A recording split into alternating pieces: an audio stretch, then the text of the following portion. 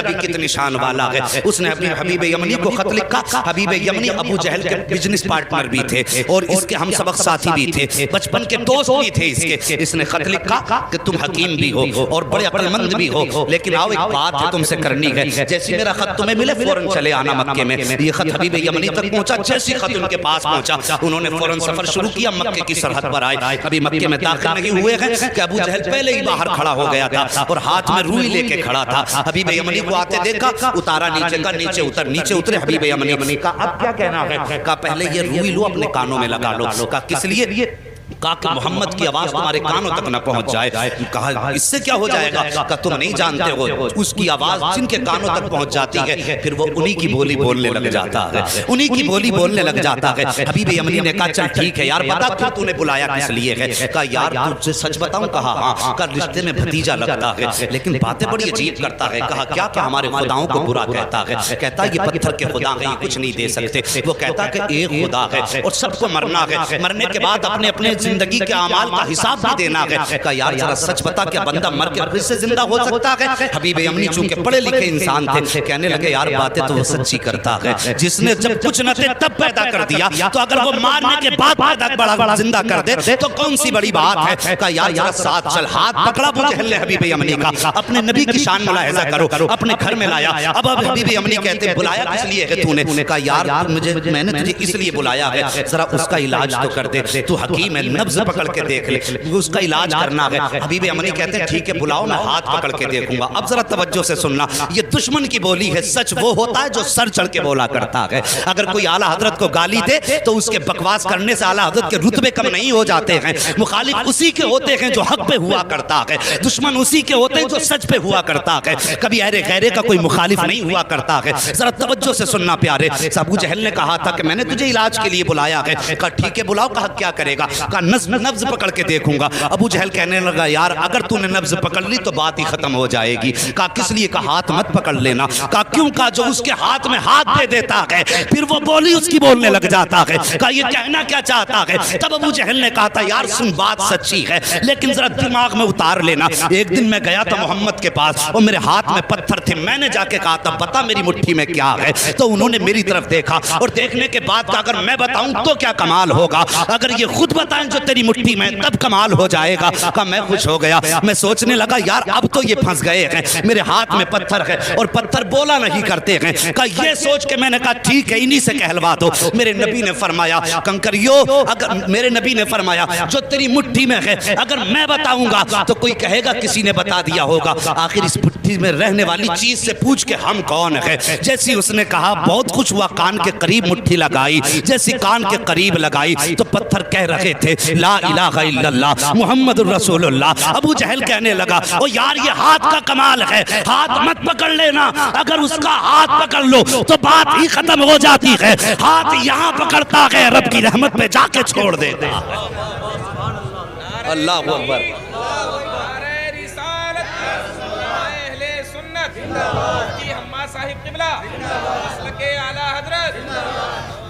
ہاں صاحب کہا کہ ہاتھ مت پکڑ لینا. کہا ٹھیک ہے پھر. کہا پھر اگر ہاتھ نہیں پکڑنا تو کم سے کم اس کی آنکھوں میں جھانک کے دیکھوں گا. آنکھوں کے ذریعے بھی بیماری کا پتہ چلتا ہے. یہ ڈاکٹر لوگ بیٹھے ہوئے ان سے پوچھئے آنکھوں کے ذریعے بیماری کا پتہ چلتا ہے. اور یہ علماء اکرام ہے, بڑے بڑے علماء, ان سے پوچھئے کہ جادو اور آسیب کا پتہ بھی آنکھ سے چل جاتا ہے. تو کہنے لگے ٹھیک ہے پھر آنکھ میں جھانک کے دیکھوں گا. کہا اس کی آنکھوں میں آنکھیں مت ڈال دینا. کہا کس لیے. کہا اگر آنکھ سے آنکھ ٹکرا گئی تو کام ہی ختم ہو جاتا. یہ دشمن کہہ رہا کہ آنکھ میں آنکھ مت ڈال دینا. کہا پھر. کہا اگر آنکھ سے آنکھ ٹکرا گئی تو قصہ ہی ختم. کہا کیا ہو جاتا. کہا ایک بار بلال کی نظر پڑ گئی تھی محمد کے چہرے پہ. پورے مکے نے مارا, یہاں تک کہ جسم سے خون بہا, کھال جلائی, چربی پگھل کے جلی. میں نے کئی بار مار کے کہا تھا محمد کا دامن چھوڑ دے. کہنے لگا اس کی آنکھوں کا کمال یہ ہے کہ جب سے اس کی نظر محمد کی نظروں سے جا کے ٹکرائی ہے, دنیا کا ظلم ایک پلے میں, بلال کی ہمت ایک پلے میں, وہ دنیا چھوڑنے تیار ہے, محمد کو چھوڑنے تیار ہی نہیں ہوگا. بس آنکھیں بھی مت دیکھ لینا. تو کہا یار پھر بلایا کس لیے ہے. ہاتھ بھی نہیں پکڑنا ہے, آنکھ میں بھی نہیں دیکھنا ہے, بلایا کیوں ہے. کہا پھر ایسا کر خوشبو سے پتہ لگائیں گے. کہا تو پھر ٹھیک ہے تو کام ہی نپٹا دے گا. کہا پھر؟ کہا خوشبو سے سونگ کے بتاؤں گا کیا ہے. کہنے لگا اس کی خوشبو کی سونگنے کی ضرورت کیا ہے؟ پورا مکہ گواہ ہے، جس گلی سے گزر جاتا ہے 8 دن تک گلیاں مہکتی رہتی ہیں. بولو یار ذرا سبحان اللہ. جی اگر تھک کے بھوکے بیٹھیں تو میں قربان بھائی سے کہوں گا انہیں پہلے کھانا بانٹ لیں. اگر تھک کے نہیں بیٹھے تو محبت سے بولیں ذرا یا رسول اللہ. اللہ سلامت رکھے. اللہ آج کی گرمی تیرے محبوب کے ذکر کے لیے برداشت کی ہے. مالک قیامت میں محبوب کی زلفوں کا سایہ عطا فرما دینا. بس توجہ کرے. اگر تیرے میرے یار کی باتیں ہوں، اپنے محبوب کے تذکرے ہوں تو محبوب کا دل ٹھنڈا ہوتا ہے. ہم نے رب کے محبوب کا ذکر چھیڑا گیا، یقیناً خدا راضی ہو جائے گا. بس توجہ کریں. کہنے لگا خوشبو سونگنے کی ضرورت کیا ہے؟ جن گلی سے گزر جاتے ہیں 8 دن تک گلیاں مہکا کرتی ہیں. کہا کوئی ثبوت ہے؟ کہا ہاں. کہا کیا؟ کہا گزار کے دیکھ لو اور آنے بھی دو، قدم رکھنے سے پہلے خوشبو گھر میں آ جائے گی. ایک دن میرے نبی نے نا اپنی زوجہ حضرت خدیجۃ الکبریٰ سے کہا تھا خدیجہ 25 سال ہو گئے میرے ساتھ، 25 سال میرے ساتھ ہو گئے تمہیں، لیکن کبھی محمد کو دروازہ بچانے کی ضرورت نہیں پڑی. سارے بولو صلی اللہ علیہ وسلم. کبھی دروازہ بجانے کی ضرورت نہیں پڑی. بتاؤ میرے آنے سے پہلے ہی جیسے قدم دروازے پہ آتا ہے تم دروازہ کھول دیتی ہو. کیسے پتہ لگاتی ہو؟ تو کہتی ہیں حضور آپ اپنے دروازے سے پہلے والے چوراہے پہ ہوتے ہیں کہ آپ وہاں ہوتے ہیں، خوشبو آپ سے پہلے گھر کے اندر آ جایا کرتی ہے. امام احمد بن حنبل کے پاس ایک بزرگ آیا کہ کہنے لگے حضرت مجھے بیٹی کو رخصت کرنا ہے. بیٹی کو رخصت کرنا ہے. کہا پھر؟ کہا میری بیٹی پیدا ہوئی، مجھے بڑی خوشی ہوئی، میں نے منت مانگ لی تھی کہ اپنی بیٹی کو دنیا کی ساری چیز جہیز میں دینی ہے. حضور میں اس وقت امیر تھا لیکن اب بڑا غریب ہو گیا ہوں، میری یہ نظر پوری کیسے ہوگی؟ آپ نے فرمایا جا قرآن بیٹی کو جہیز میں دے دے، دنیا کی ساری دولت چلی جائے گی. حضور کی بارگاہ میں بزرگ آئے، عمر رسیدہ تھے. کہنے لگے حضور میں بیٹی کو رخصت کرنا چاہتا ہوں، حضور کوئی تحفہ آپ کی طرف سے ہو جائے.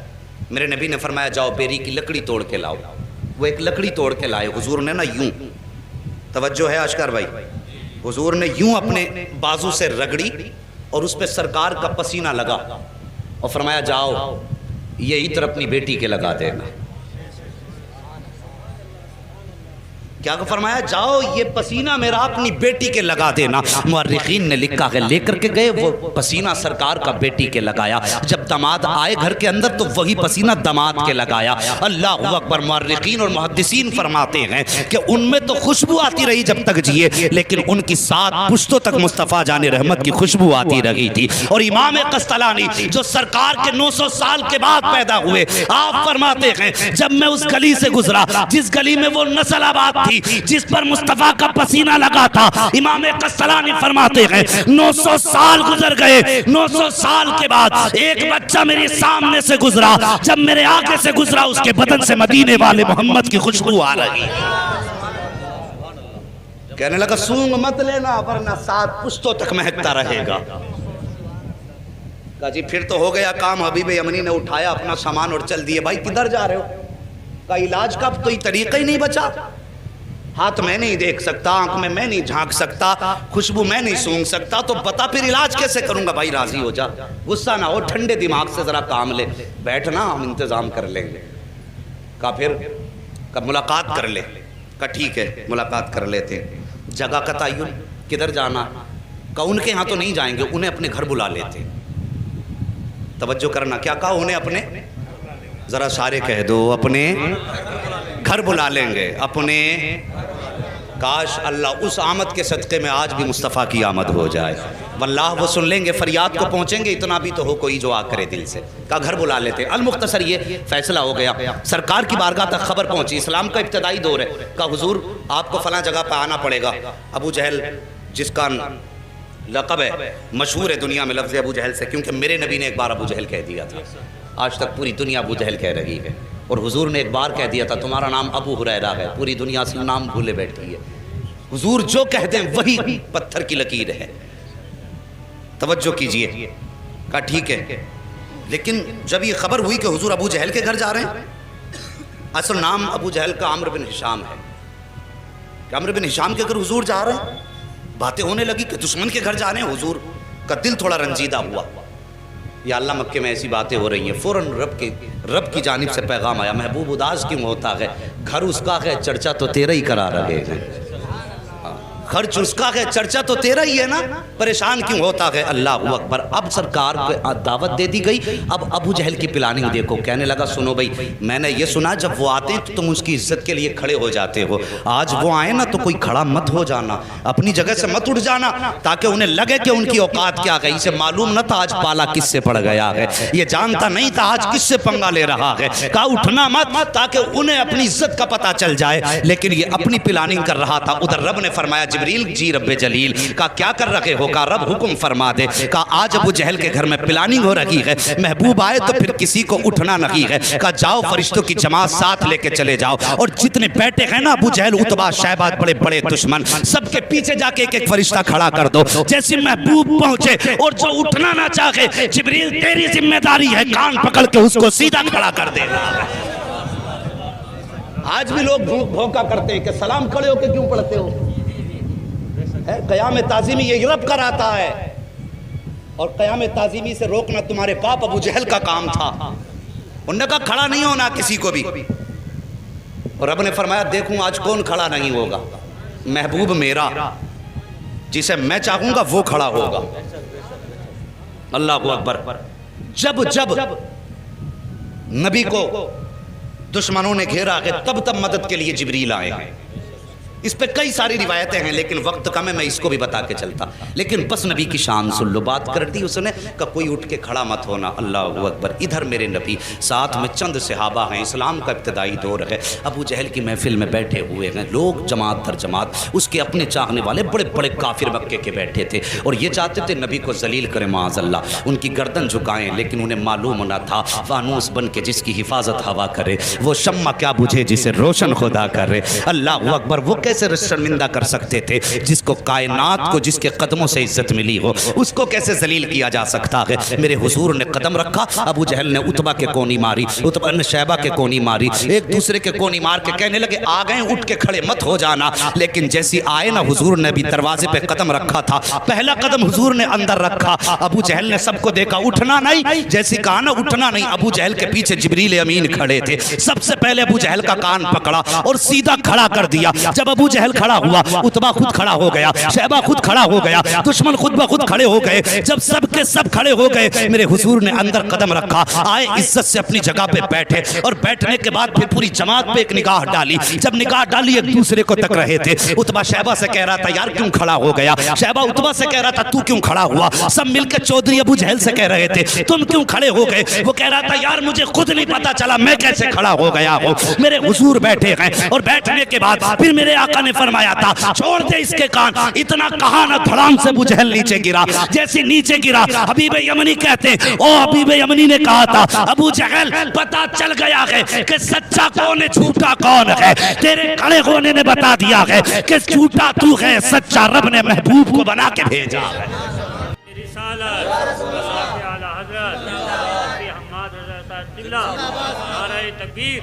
بس توجہ کیجئے پیارے، اللہ سلامت رکھے سب کی نسلوں کو جتنے بھی مسلک اہل سنت والے ہیں. بس توجہ کیجئے.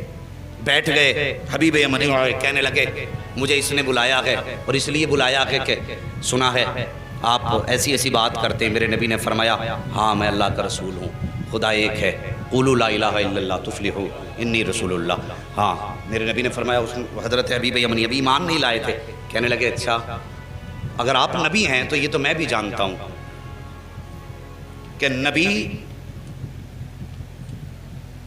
جادوگر کا جادو آسمان پہ نہیں چلتا ہے، صرف زمین پہ چلتا ہے. اس کا دعویٰ یہ کہ آپ جادوگر ہیں. میرے نبی کے بارے میں کہنے لگے کہ ابو جہل کا دعویٰ یہ کہ آپ جادوگر ہیں، لیکن میں یہ جانتا ہوں کہ جادوگر کا جادو زمین پہ چلتا آسمان پہ نہیں. اور نبی وہ ہوتا ہے جو دل کے حال جانتا ہے. آج بد مذہب بدعقیدہ لوگ کہتے ہیں کہ حضور کو پیٹھ کے پیچھے کی خبر نہیں. حبیب یمنی ایمان لانے سے پہلے جانتے ہیں نبی وہ ہوتا ہے جو دل کی بات جانتا ہے، جو راز جانتا ہے وہ نبی ہوتا ہے. یہ حبیب یمنی کہہ رہے ہیں. کہتے حضور اس لیے میرے دو سوال ہیں. دو سوال یاد رکھنا. حبیب یمنی کیا کہتے ہیں میرے؟ بولو سارے بولو.